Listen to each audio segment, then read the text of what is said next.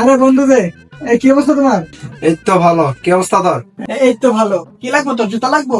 এই রাকিব, বন্ধুরা জুতা দেখা তো। এই জুতা পরে দে, বন্ধুরাকে ঘড়ি দেখা তো।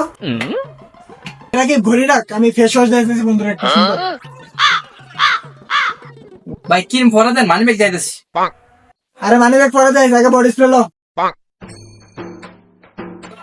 বডি স্প্রে পরে দেয়, আগে বন্ধুরা শ্যাম্পু দেয়া তো, বন্ধুর চুলগুলো বড় হয়ে গেছে অনেক।